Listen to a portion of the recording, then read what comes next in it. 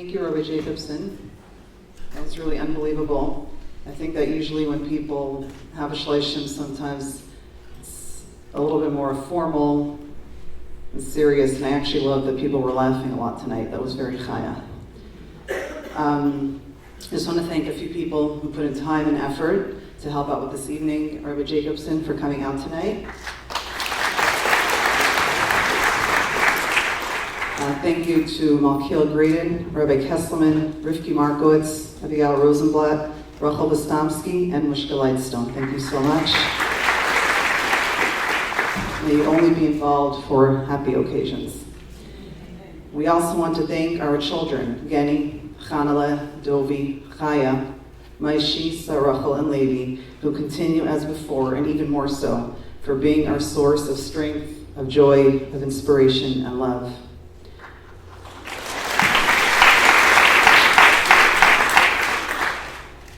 There's a lot of you standing, there's seats up front.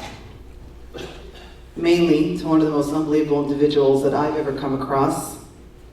Mendy spent hours and hours, nights upon nights, sleeping in the hospital, visits, scans, always telling me it is not a place for a woman to be. It's definitely not a place for a mother to bear.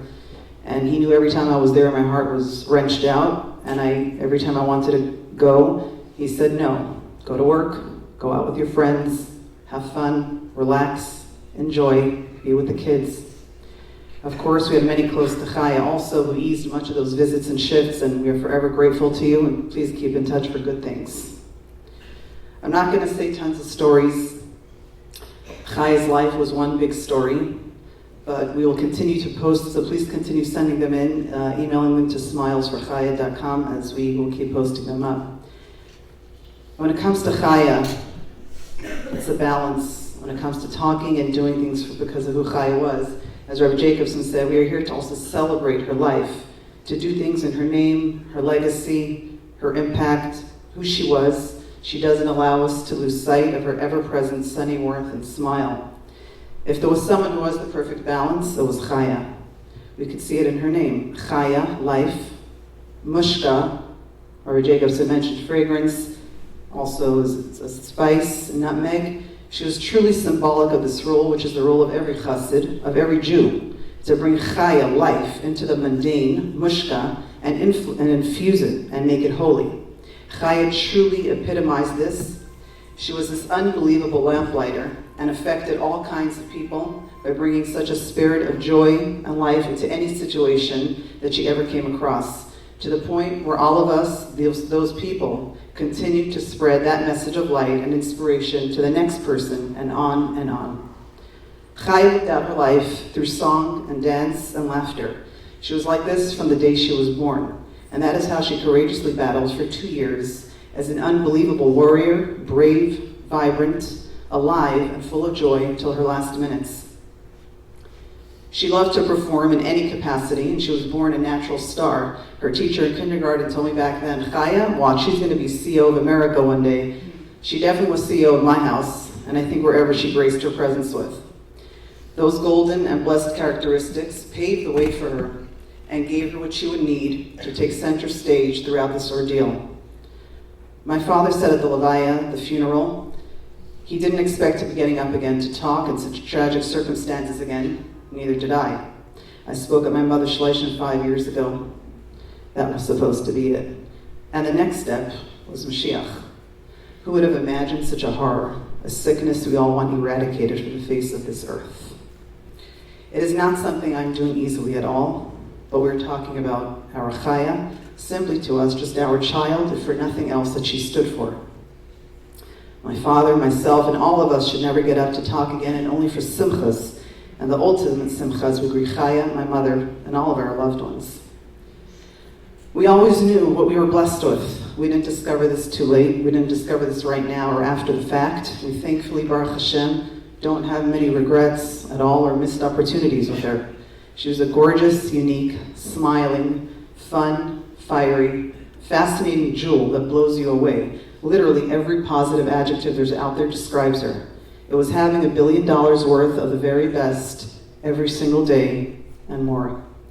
When our world was shattered with that word, the diagnosis that you never want to hear and ever get used to, we kept telling every doctor, faith, it has to be good, it will be.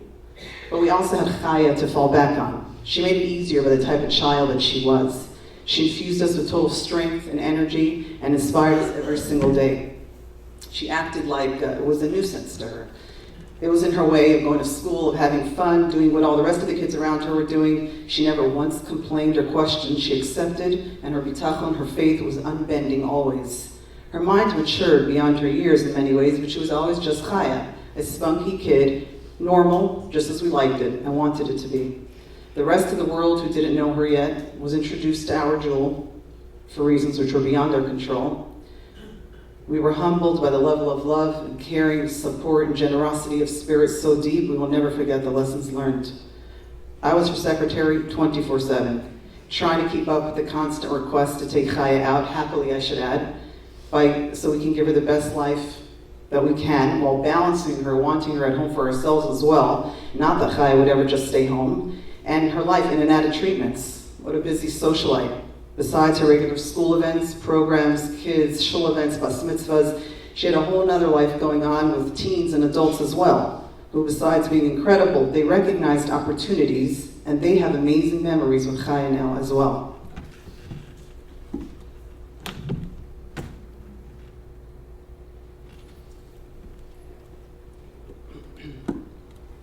She got to go to the magical Camp Simcha in New York, and the magical people associated with it all, and she became close to so many unbelievable people. We would not be able to do what these people do. We are so awed by the love and care for all these children. They told me, this girl, she could have ran this camp the minute she walked off that bus. They were so hoping she would come back the next summer. As that first year ended, and she was about to turn 10 and a fresh start, we all rejoiced, looking ahead to a brighter future, never to turn back. She was in school, and besides for those dreaded scans every few months, life was going to be good. We were lucky to take Chaya and all of her siblings on the Make-A-Wish trip, that Costa Rica cruise to the Bahamas. We were thrilled for her. Last May, a year before her Patira, around Pesach Sheni as well, a few months before her 11th birthday, the unthinkable happened, and Levi was about to be born. Dodi was getting ready for his bar mitzvah. This was not happening. There was no way this could be the plan right now. It took over 100 times more strength this time around. But we pulled back into our reserves of bitachon, of faith, and we hung on to every one of your messages of mitzvahs being done, tefillos being said, and decided we are going to be positive, we're going to be strong, we're going to live life fully. We would persevere and pass this nisayim, this test again somehow. This time around, there were barely any hospital stays actually after the initial first few weeks. It was more outpatient, never had a fever, never needed a transfusion, plenty to deal with, but Baruch Hashem, we were able to have her at home much more. It wasn't easy, but there was obvious chesed badin, which is mercy at times of strict judgment.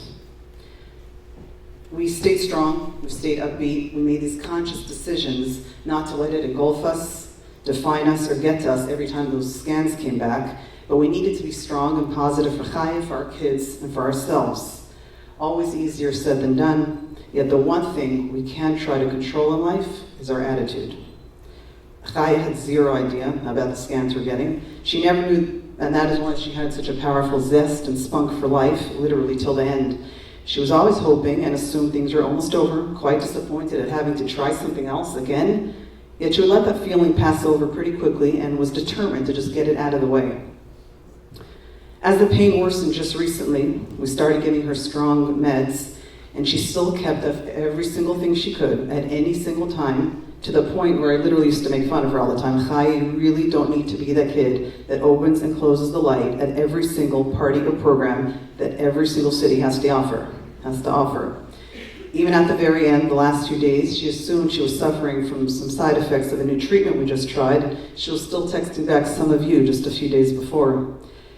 I consciously and calculatedly started the final conversation I knew that I would have with her. I thought, what can I ask her about at this point in time in her life to make her feel good, and for me to have a good memory, all of us. I spoke to her about her bas mitzvah. She went to almost everyone in her class by now, being the youngest, And for the longest time, we couldn't wait for hers. It would be the ultimate Seuda Soda, the meal of thanks. She smiled and she said, "You said you're going to make it different than all the other ones, more like a wedding." I said, "Oh, of course we will." She then said, "Do you think I'll feel better by then?" All she wanted was just to feel good at her own bas mitzvah. I said, "Of course you will. There's no question about it." She never asked for anything, but she had a deep desire to go to Eretz Yisrael, to Israel, for her bas mitzvah. Chaya, you're in this room, you're all around. If you were physically here, you wouldn't like what I'm saying to you right now, because you never spoke this way, and you never understood those that did. You were the epitome of talking and thinking only good and positive. You affected all around you so powerfully with your style. But I know that now you can hear me say this, and not only be okay with what I'm saying, but actually happy. And so this is what I'm going to tell you now. Yes, you are feeling better now for your bas mitzvah. You're not just better, you're doing amazing. You're going to have the bas mitzvah you dreamed of, like a wedding, because we're going to make a Hadassah Spalter for you on that day, and what greater wedding is there than that? And yes, you will be in Eretz Yisrael, overlooking the Har Habayis, the Temple Mount, the holiest place in the world.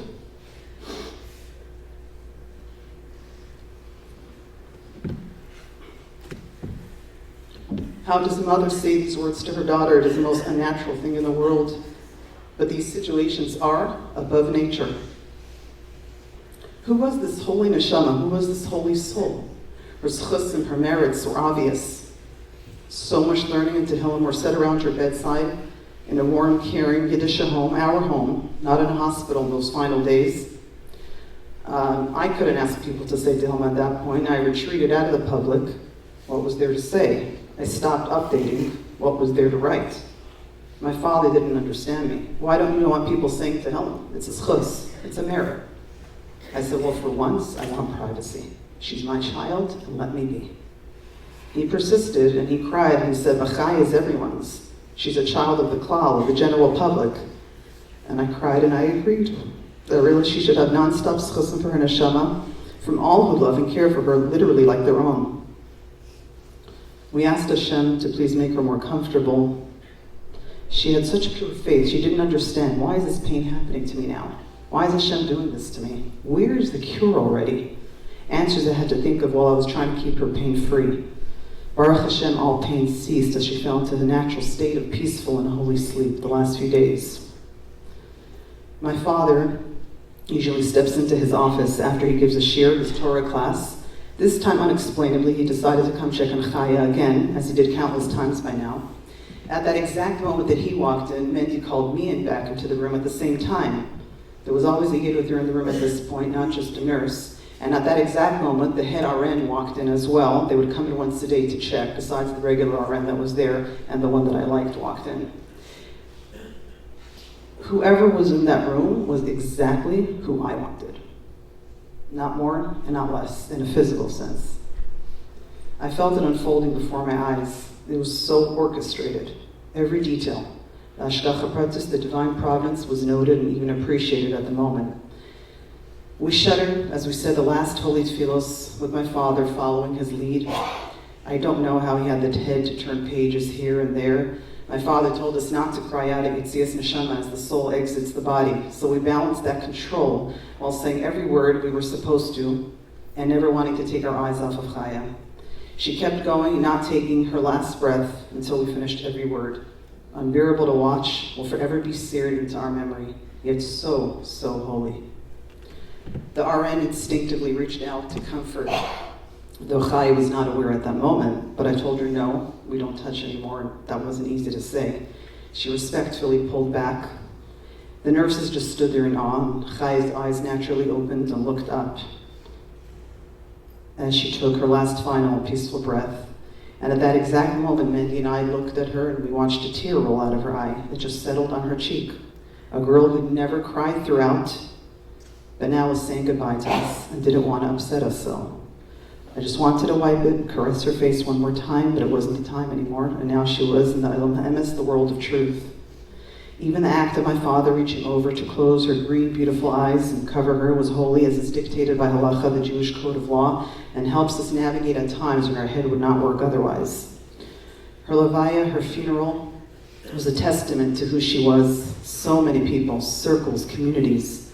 The next day, the amount of schools that were malava that accompanied her on the way to the airport, girls and boys, were a continued testament to who Chaya was.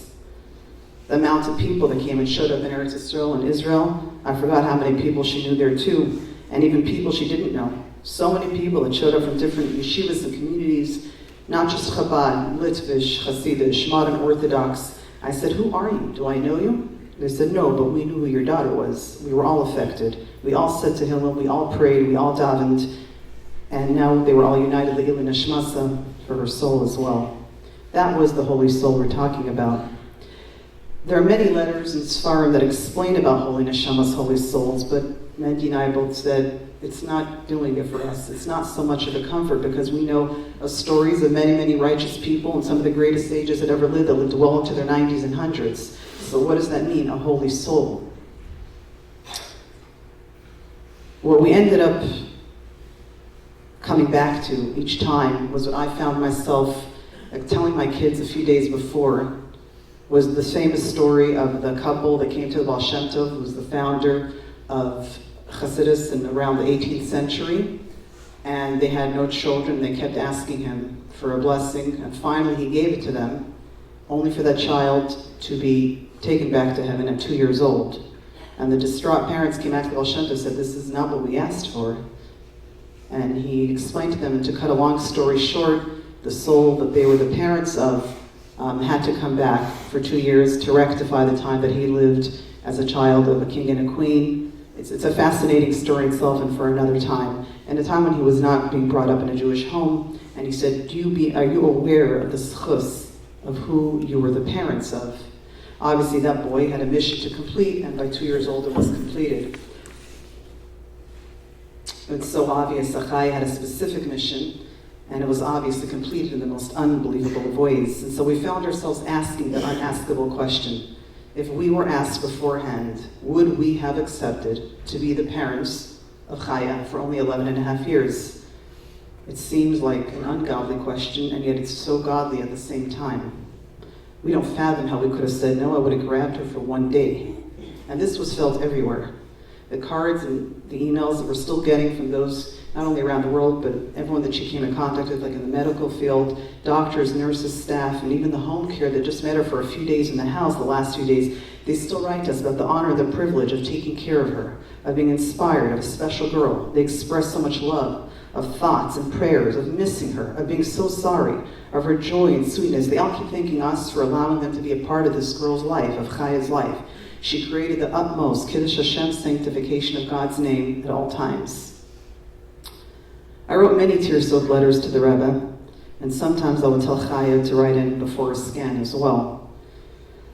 Her letters are all similar to each other. I'm going to pick one to read, and it speaks for itself. Dear Rebbe, I want you to daven to Hashem hard that my scans will be good and that the results won't be bad and it will not show anything. But the doctors will know a very easy way for me to take the pain away, and that I won't need to do chemo or radiation anymore in my whole life. That I'll be healthy forever, starting today, this second. And also please daven for not such important things, that I can go to camp for the whole thing, and everything should be good. More important things that you should please daven and ask Hashem for is that I should have a complete refuah shalema now, and that everyone who is sick should have a refuah shalema, like Elimelech ben Basia, Yosef Yitzchak ben Bracha, and everyone else. The most important thing that I want you to daven for is Mashiach to come now, exclamation mark, today, exclamation mark. Every time she wrote in, she always mentioned the two names that she knew, which is Eli Graydon and Yitzi Horowitz, when they have an immediate refuah shalema. And of course she said, and all the rest of the names, she didn't know all of them by heart, and everyone who needs a refuah shalema should have one immediately. The Rebbe surely davened. She had a lot going on for her always, and she had tremendous nisim and miracles the first time around. After that, when it came back, it falls into the category of what my father said at the Levaya. When Hashem told Moshe Rabbeinu, when Moshe asked Hashem about Rabbi Akiva, whose life was dedicated to Torah, how was he killed in such a horrible way? And Hashem responded, shtaik, silence. The questions still remain strong and piercing at every waking moment. A girl who so loved life, who who so wanted to live, who was so positive, and always looked forward to the future, never would think otherwise, so pure, how could it be? Why? We aren't malachim, we're not angels, and we don't attempt to be that which is not meant for us. And yet, as the Rebbe said, we don't want to know the reasons. We cannot comprehend Hashem's ways, and at the same time, we are still just as equally sure and just. We are still just as equally sure that Hashem is kind and just, that Hashem gave us of Himself and the Torah to hold on to at these times. In this world, the miraculous coexists with the tragic, and our questions coexist with complete and sure conviction. Our saddest times in life are also our most spiritual times. We trust, because by nature we are ma'aminim, we are believers. While feeling pain and even unfairness, we are saying at that exact same time, she's part of something so great and so vast and so much larger than life, that's all we really have to hold on to. It's an unbelievable concept that a neshama, a soul, is nitzchi, it's eternal and it's everlasting. As it's not possible that all of Chaya's love and fun and laughter stopped. It just went elsewhere. And others are enjoying her now. I can just imagine my mother showing her off as she always did. I have no doubt that Chaya's neshama is calling out to us and saying, please live the life that I wanted to live. Please let my tragic story be a source of inspiration and not a source of cynicism. Please recognize the gift of life, focus on your children and your loved ones, and recognize the beauty of Torah and mitzvos, of faith and joy. And let there be no more reasons to question, and let no more children suffer. And please do another mitzvah to bring Mashiach today. Thank you very much to all who keep contributing, adults and teens, and of course all the children to mitzvosforchaya.com. We want to reach that goal of 12,000 mitzvahs by her bas mitzvah, 3L, which comes out to August 18th on the English calendar. Chaya is already working her magic. Keep doing for Chaya, and she's going to do for you. She will always be our fire, lighting up our lives in some way or another, until we are reunited with her with the coming of Mashiach.